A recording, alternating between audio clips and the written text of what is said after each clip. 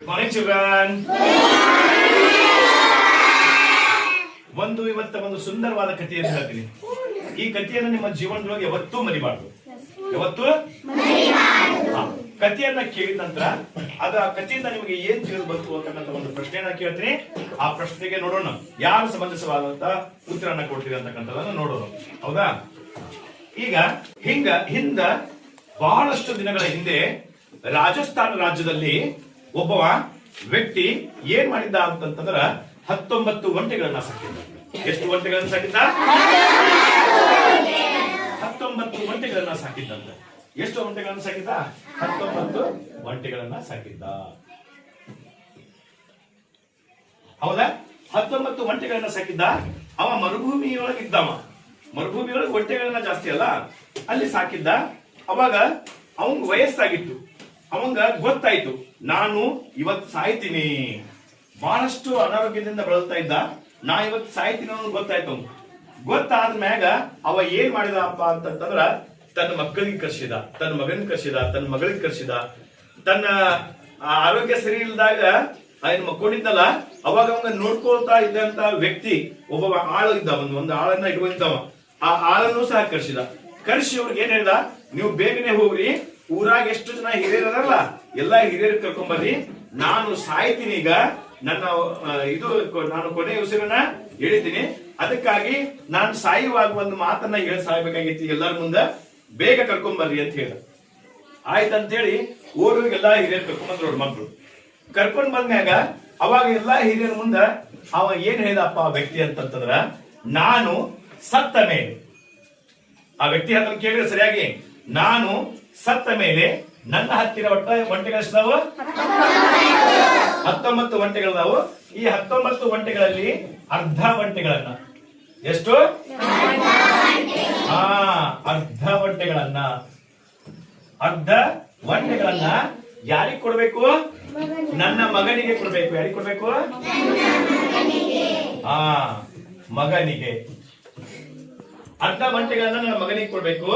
ಇದ್ರಾಗ ಗಿರ್ದ ಒಂಟೆಗಳನ್ನ ಅಂದ್ರ 1/4 ಒಂಟೆಗಳನ್ನ, ಗಿರ್ದ ಅಂತಿರ್ಲ ನೀವು, ಗಿರ್ದ ಅಂತಿರ್ಲ, ಗಿರ್ದ ಒಂಟೆಗಳನ್ನ ಯಾರಿಗೆ ಕೊಡ್ಬೇಕು? ಮಗಳಿಗೆ. ಮತ್ತ ಇದ್ರಾಗ 1/5 ಒಂಟೆಗಳನ್ನ, 1/5 ಅಂದ್ರೆ 5ರಲ್ಲಿ 1 ಒಂಟೆ ಅಂತ, 5ರಲ್ಲಿ 1 ಒಂಟೆ ಅಂತ ಯಾರಿಗೆ ಕೊಡ್ಬೇಕು? ಆಳು ಮನುಷ್ಯನಿಗೆ. ನನಗೇನು ನೋಡಾಕಲ್ಲ, ಆಳು ಮನುಷ್ಯ ಅಲ್ಲ, ಆಳು ಮನುಷ್ಯನಿಗೆ. ಆಳು ಮನುಷ್ಯನಿಗೆ ಕೊಡ್ಬೇಕಂತ ಹೇಳದಂತ ಹೇಳಿ ಎಲ್ಲಾರ ಮುಂದೆ ಹೇಳ್ಬಿಟ್ಟ, ನಾನ್ ಸತ್ತ ಮೇಲೆ 19 ಒಂಟೆಗಳಲ್ಲಿ ಅರ್ಧ ಒಂಟೆಗಳನ್ನ ಮಗನಿಗೆ ಕೊಡ್ಬೇಕು, ಗಿರ್ದ ಒಂಟೆಗಳನ್ನ ಮಗಳಿಗೆ ಕೊಡ್ಬೇಕು, 1/5 ಒಂಟೆಗಳನ್ನ ನನಗೆ ನೋಡ್ಕೊಂಡಲ್ಲ ಇಷ್ಟು ದಿನ ಆಳು ಮನುಷ್ಯನಿಗೆ ಕೊಡ್ಬೇಕಂತ ಹೇಳಿ ಸತ್ ಬಿಟ್ಟ. ಆದ್ರೂ ಸಾಯುವಾಗ ಲಾಸ್ಟಿಗೆ ಒಂದು ಮಾತು ಹೇಳ್ತಾನವ. ಏನಂತ ಹೇಳ್ತಾನ? ನನ್ನ ಶವ ಸಂಸ್ಕಾರ ಮಾಡುವುದಕ್ಕಿಂತ ಮುಂಚಿತವಾಗಿ, ಅಂದ್ರ ನನಗೇನ ಮಣ್ಣು ಮಾಡ್ತಿರ್ಲ, ಮಣ್ಣು ಮಾಡುವುದಕ್ಕಿಂತ ಮುಂಚಿತವಾಗಿಯೇ ಇವೆಲ್ಲ ಸರಿಯಾಗಿ ಯಾರಿಗೂ ಅನ್ಯಾಯ ಆಗ್ಲಾರ್ದಾಗ ನಾ ಹೇಳ್ದಂಗನೆ ಏನಾಗ್ಬೇಕು, ಎಲ್ಲರಿಗೆ ಹಂಚ್ಕೊಡ್ಬೇಕು ಅಂತ ಹೇಳಿ ಸತ್ನಂತ. ಹೌದಾ? ಈಗ ಹಂಗ 1/2 1/4 1/5 ಅಂದ್ರೆ ಅರ್ಧ ಗಿರ್ದ ಮತ್ತು 5ರಲ್ಲಿ 1. ಹಿಂಗ ಒಂಟೆಗಳನ್ನ ಕರೆಕ್ಟ್ ಆಗಿ ಹಂಚಬೇಕು, ಯಾರಿಗೂ ಅನ್ಯಾಯ ಆಗ್ಬಾರ್ದು. ಹಂಗೆ ನೀವು ಹಂಚ್ತೀರಿ ನಮ್ಮ ಊರಾಣಿ ಹಿರಿಯರು ಅಂತ ಹೇಳಿ ನನಗೆ ವಿಶ್ವಾಸದ ಅಂತ ಹೇಳಿ ಸತ್ನಂತ. ಸತ್ ಮ್ಯಾಗ ಮುಂದ ಆಯ್ತು ಅಂತ ಹೇಳಿ ಎಲ್ಲರೂ ಒಪ್ಕೊಂಡ್ಬಿಟ್ರು. ಈಗ 19 ಒಂಟೆಗಳಲ್ಲಿ ಅರ್ಧ ಒಂಟಿ ಮಾಡ್ಬೇಕು ಅಂತಂದ್ರ 19ರ ಅರ್ಧ ಎಷ್ಟಾಗತ್ತ? 9.5 ಆಗತ್ತ. 19ರೊಳಗೆ ಗಿರ್ದ ಅಂತಂದ್ರ 4 ಒಂಟೆ ಆಗಿ ಮ್ಯಾಗ 75 ಬರ್ತೈತಿ. 1/5 ಅಂತಂದ್ರ 3.8 ಅಷ್ಟಾಗತ್ತ. ಈಗ ಅರ್ಧ ಒಂಟೆಗಳು 19ರಲ್ಲಿ ಅರ್ಧ ಅಂದ್ರೆ ಎಷ್ಟಾಗತ್ತ? 9.5 ಒಂಟೆ. 9.5 ಒಂಟೆಗಳನ್ನ ಕೊಡ್ಲಿಕ್ಕಾಗತ್ತಾ? ಕೊಡಕ್ಕಾಗತ್ತಾ? ಏನ್ ಕೊಯ್ದು ಕೊಡ್ಬೇಕಾ, ಕಟ್ ಮಾಡ್ಕೊಡ್ಬೇಕಾ? ಮತ್ತೆ ಗಿರ್ದ ಒಂಟೆಗಳು 1/4 ಅಂತಂದ್ರ 4.75 ಆಗತ್ತ. ಅಷ್ಟು ಕೊಡಕ್ಕಾಗತ್ತಾ? ಇಲ್ಲ. ಮುಂದ 1/5 ಅಂತಂದ್ರ ಆಳು ಮನುಷ್ಯನಿಗೆ 3.8 ಒಂಟೆಗಳನ್ನ ಕೊಡಕ್ಕಾಗತ್ತಾ? ಇಲ್ಲ. ಈಗ ಸಮನಾಗಿ ಹೆಂಗ್ ಹಂಚಬೇಕು ಅನ್ನುವಂಥದ್ದು ಪ್ರಶ್ನೆ ಮೂಡ್ತದ. ಈ ಪ್ರಶ್ನೆ ಕಾಡ್ತದ, ಎಲ್ಲಾರು ವಿಚಾರ ಮಾಡ್ತಾರ. ಲಾಸ್ಟ್ ಎಲ್ಲ ಊರಾನ ಹಿರಿಯರು ಏನಂತ ಹೇಳ್ತಾರ, ಆಯ್ತಪ್ಪ ಮುಂದೆ ನೋಡೋಣ ಅಂತ. ಈಗ ಏನ್ ಮಾಡೋಣ, ಶವ ಸಂಸ್ಕಾರ ಮಾಡೋಣ. ಅದು ಲೇಟ್ ಇಡಬಾರ್ದು, ಬಾಳ ತಕ ಇಡಬಾರ್ದು, ಶವವನ್ನು ಇಡಬಾರ್ದು, ಶವ ಸಂಸ್ಕಾರ ಮಾಡೋಣ ಅಂದ್ರಂತ. ಅವಾಗ ಮಗ ಮಗಳು ಆಳ್ ಮನುಷ್ಯ 3 ಮಂದಿ ಒಪ್ಲಿಲ್ಲ ಅಂತ. ಇಲ್ಲ ಅವ್ರು ನಮಗೆ ಹೇಳೇ ಸತ್ತಾರ, ನಮಗೆ ನ್ಯಾಯ ಮಾಡಿ ಕರೆಕ್ಟ್ ಆಗಿ ಹಚ್ಚೆ ನೀವು ಕೊಡ್ಬೇಕಂತ ಹೇಳ್ಯಾರ, ನೀವು ಕೊಡಬೇಕು ನಮಗಂತ ಕೇಳ್ತಾರಂತ. ಅವಾಗ ಎಲ್ಲಾರು ಚಿಂತಾಜನಕರಾಗಿ ವಿಚಾರ ಮಾಡ್ಕೊಂತ ಏನ್ ಮಾಡ್ಬೇಕು ಅಂತ ಹೇಳಿ ವಿಷಯನ ಗೊತ್ತಾಗಂಗಿಲ್ಲ. ಕೊನೆಗೆ ಒಬ್ಬೊಂದು ತಲೆಯೊಳಗ ಹೊಳ್ತದ. ಏನ್ ಹೊಳ್ತದ, ಇಲ್ಲ ಇಲ್ಲ ಅಲ್ಲಿ ನಮ್ಮ ಊರಾಗ ಮೊದಲೊಬ್ಬರು ಶಿಕ್ಷಕರು ಇದ್ರಲ್ಲ, ಅವ್ರು ಈಗ ಬ್ಯಾರೆ ಊರಿಗೆ ಹೋಗ್ಯಾರ, ಇಲ್ಲಿ ನಮ್ಮ ಊರಾಗಿಲ್ಲ ಬ್ಯಾರೆ ಊರಿಗೆ ಹೋಗ್ಯಾರ. ಆ ಶಿಕ್ಷಕರು ಭಾರಿ ಶಾಣೆ ಇದ್ರು. ಆ ಗುರುವಿಗೆ ಕರ್ಸುನು, ಆ ಶಿಕ್ಷಕರಿಗೆ ಕರ್ಸುನು. ಅವರು ಹ್ಯಾಂಗಾದ್ರು ನಮ್ಮ ತಂದೆಯವರ ಫ್ರೆಂಡ್ನು ಇದ್ರು, ಅವರು ಬಹಳ ಪರಿಚಯ ಇದ್ರು. ಅವ್ರಿಗೆ ಕರ್ಸಿ ನ್ಯಾಯ ಮಾಡೋನು ಅಂತ ಹೇಳಿದ್ರು. ಆಯ್ತಂತೆ ಒಪ್ಕೊಂಡ್ರಂತ ಎಲ್ಲಾರು. ಅವಾಗ ಆ ದೂರದಲ್ಲಿ ಇರ್ತಕ್ಕಂಥ ವ್ಯಕ್ತಿಗೆ ಹೇಳಿದ್ರಂತ. ಅವ ದೂರದಿಂದ ಬರ್ತಕ್ಕ ನಿಂತ್ರಂತ. ಅವನು ಸಹ ಅಲ್ಲಿ ಬರ್ಬೇಕಾದ್ರೆ ರಾಜಸ್ಥಾನದಾಗ ಮರಳು ಭೂಮಿ ಅಲ್ಲ ಜಾಸ್ತಿ, ಒಂಟೆ ಸಾಕಾದ್ರೆ ಅಲ್ಲೆಲ್ಲ ಮರಳು ಭೂಮಿ ಅಲ್ಲ ಅಂತ. ಅವನು ಒಂಟಿ ಮೇಲೆ ಬಂದಂತ. ಅವ ಎದ್ರ ಮ್ಯಾಗ ಬಂದ, ಒಂಟಿ ಮೇಲೆ ಬಂದಂತ. ಒಂಟಿ ಮ್ಯಾಲ ಬಂದು ಕುಂತು ಕೇಳಿದಂತ ಗತಿ ಏನಾಯ್ತು ಅಂತ ಹೇಳಿ. ಅವಾಗೆಲ್ಲ ಊರಾನ ಹೇಳಿದ್ರಂತ, ಇವ ನಿಮ್ ಫ್ರೆಂಡ್ ತೀರ್ಕೊಳ್ಳುವಾಗ ಏನ್ ತಿಳ್ಕೊಂಡ್ರಿ, ಇವ್ರು 19 ಒಂಟಿದ್ದು, ಅರ್ಧ ಒಂಟಿಗಳನ್ನ ಮಗನಿಗೆ ಕೊಡ್ಬೇಕು, ಗಿರ್ದ ಒಂಟಿಗಳನ್ನ ಮಗನಿಗೆ ಕೊಡ್ಬೇಕು, ಮತ್ 1/5 ಒಂಟಿಗಳನ್ನ 6 ಮನುಷ್ಯನಿಗೆ ನೋಡ್ಕೊಂಡು ಅವ್ನು ಕೊಡ್ಬೇಕು ಅಂತ ಹೇಳ್ಸತ್ತಾರಿ. ಅರ್ಧ ಮಾಡಕ್ ಹೋದ್ರು 9 ಹಾಕಾವ್, ಗಿರ್ದ ಮಾಡಕ್ ಹೋದ್ರು 4.75 ಆಗುತ್ತ. ಮುಂದ 1/5 ಮಾಡಿದ್ರೆ 3.8 ಅಷ್ಟ ಆಗ್ತದ್ರಿ. ಹೆಂಗ್ ಹಂಚಕ್ಕಾಗತ್ತ ಅನ್ನೋದು. ಹೌದಾ ಅನ್ನಂತಮ್ಮ ಶಿಕ್ಷಕ ಬಂದವ. ಏನ್ ದೊಡ್ಡಗದ, ಅವ ಸತ್ತವ ನನ್ನ ಫ್ರೆಂಡ್, ನನ್ನ ಜೀವದ ಗೆಳೆಯ, ನನ್ಗ ಅಣ್ಣ ಅಥವಾ ತಮ್ಮ ಇದ್ದಂಗಿದ್ದಾವ. ನೀವೆಲ್ಲ ನನ್ನ ಮಕ್ಳು ಇದ್ದಾಗಿದ್ದೀವಿ. ನಾ ಯಾಕೆ ತಲೆ ಕೆಡಿಸ್ಕೊಳ್ತೇಳಿ, ನೀನ್ ತಲೆ ಕೆಡಿಸ್ಕೊಬೇಡ್ರಿ, ನಾ ಬಹಳ ಸರಳ ಆಗಿದ್ರ ಬಗೆಹರಿಸ್ಕೊಡ್ತೀನಿ. ಈಗ ಒಂದ್ ಕೆಲಸ ಮಾಡೋಣ. ಅವ 19 ಒಂಟಿ ಸಾಕಿತ್ತಲ್ಲ, ಈ 19 ಒಂಟಿ ಒಳಗ ನಾನು ಕುಂತು ಬಂದಿಲ್ಲ, ನಂದು ಒಂದು ಒಂಟಿ ಕೂಡಿಸ್ಬಿಡ್ತೀನಿ ನಾನು. ಎಷ್ಟಾಕ ಒಂಟೆಗಳು?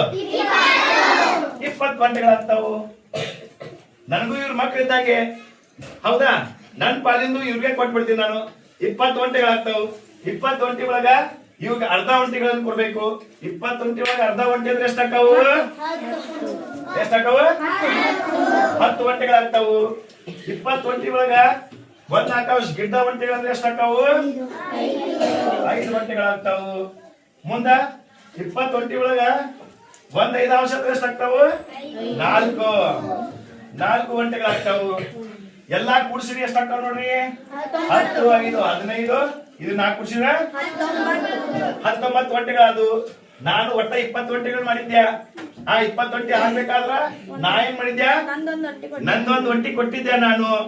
ನಂದೊಂದು ಒಂಟಿ ಕೊಟ್ಟಿದ್ಯಾ. ಅದಕ್ಕೆ ನೀವು ನಾ ಕೊಟ್ಟಿದ್ದೆ ಒಂಟಿ, ನನ್ ಒಂಟಿ ನನಗೆ ಹೊಳೆ ಕೊಡ್ರಿ. ಯಾಕಂದ್ರೆ ನಾ ಹೊಳೆ ಮತ್ತೆ ಹೋಗ್ಬೇಕು ಊರಿಗೆ. ನನ್ ಒಂಟಿ ಒಂದ್ ಉಳಿದ್ಲ, ಒಂದ್ ಒಂಟಿ ನನ್ ಹೊಳೆ ಕೊಡ್ರಿ. ನಿಮ್ 19 ಒಂಟಿಯಾಗ ನಿಮ್ಗ ಕರೆಕ್ಟ್ ನ್ಯಾಯ ಮಾಡ್ಕೊಟ್ಟಿನಿ. 10 ಒಂಟಿ ನೀ ತಗೋ, 5 ಒಂಟಿ ನೀ ತಗೋ, 4 ಒಂಟಿ ನೀ ತಗೋ, ನಂದೊಂದು ಒಂಟಿ ನನಗ್ ಹೊಳೆ ಕೊಡು ಅಂತ ಹೇಳ್ಬಿಟ್ರಂತ. ಅವಾಗ ಈ ನ್ಯಾಯ ಕ್ಲಿಯರ್ ಆಯ್ತು. ಈ ಕರೆಕ್ಟ್ ಆಯ್ತು ಎಲ್ಲರಿಗೆ. ಅವಾಗ ಅವ್ರು ಮತ್ತೆ ಎಲ್ಲರೂ ಒಪ್ಕೊಂಡ್ರಂತ. ಆಯ್ತು, ಶವ ಸಂಸ್ಕಾರ ಮಾಡಕ ನಾವು ಬಿಡ್ತೇವೆ ಅಂತ. ಈ ಕಥೆಯಿಂದ ನಮಗೇನ್ ತಿಳಿದು ಅಂತ ಹೇಳ್ರಿ ನೋಡೋಣ. ಈ ಕಥೆಯಿಂದ ನಮಗೇನ್ ತಿಳಿದು ಬಂತಪ್ಪ?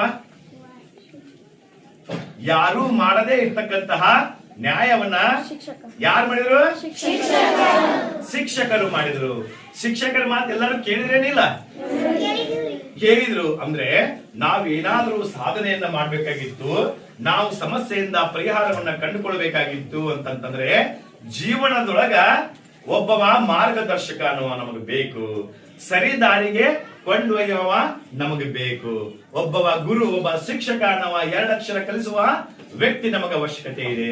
ಅವ ಇಲ್ಲದೆ ಇದ್ರೆ ನಾವು ಮುಂದಿನ ಗುರಿಯನ್ನ ತಲುಪಲಿಕ್ಕೆ ಆಗಂಗಿಲ್ಲ ಅಂತಕ್ಕಂಥ ಮಾತನ್ನ ಈ ಕಥೆಯಿಂದ ನಮಗೆಲ್ಲರಿಗೂ ತಿಳಿದು ಬರ್ತದ. ಹೀಗಾಗಿ ನೀವು ಈ ಕ್ಲಾಸ್ ರೂಮ್ ನ್ಯಾಗ ಬೋರ್ಡ್ ಮ್ಯಾಗ ಬರೆದು ಕಲಿಸ್ತಾರಲ್ಲ, ಅವ್ರಷ್ಟೇ ಶಿಕ್ಷಕರಂತ ಯಾವತ್ತೂ ಭಾವಿಸ್ಬೇಡ್ರಿ. ನೀವು ಹೋಗುವಾಗ ಮಾರ್ಗದೊಳಗ ಒಂದು ಕಲ್ಲಿಗೆ ಎಡವಿ ಬಿದ್ದಾಗ ಎದ್ದು ನಿಲ್ಲಿಸಿ ನಿಮಗ ಸಜೆಷನ್ ಕೊಡ್ತಾನಲ್ಲ, ಮಾರ್ಗದರ್ಶನ ಹೇಳ್ತಾನಲ್ಲ, ನೋಡ್ಕೊಂಡು ನಡಿಬೇಕಪ್ಪ ಅಂತ ಹೇಳ್ತಾನಲ್ಲ, ಅವನು ಒಂದ್ ಟೈಮಿಗೆ ನಿಮಗೆ ಗುರು ಆಗ್ತಾನ. ನಿಮ್ಗೆ ಕತ್ತಲೆಯಿಂದ ಬೆಳಕಿನಡೆಗೆ ಕೊಂಡೊಯ್ಯವನು ಗುರು ಆಗ್ತಾನ. ನಿಮ್ಮ ಮನೆಯೊಳಗೆ ನಿಮಗೆ ಸಾಕಿ ಸಲಿವು ಒಳ್ಳೆಯ ಒಂದು ನೈತಿಕತೆಯ ಮೌಲ್ಯಗಳನ್ನ ಕಲಿಸಿರ್ತಕ್ಕಂಥ ನಮ್ಮ ತಂದೆ, ನಿಮ್ಮ ತಾಯಿ, ನಿಮ್ಮ ಅಕ್ಕಪಕ್ಕದವರು, ನಿಮ್ಮ ಅಣ್ಣಂದಿರರು, ಇವರೆಲ್ಲರೂ ನಿಮ್ಗ ಗುರು ಆಗ್ತಾರ. ಅದಕ್ಕಾಗಿ ಯಾರು ಒಳ್ಳೆಯದನ್ನ ಹೇಳ್ತಾರ ಅವರೆಲ್ಲರೂ ನಿಮ್ಮ ಗುರುಗಳೇ. ಗ್ಲಾಪ್ಸ್ ಗೌ.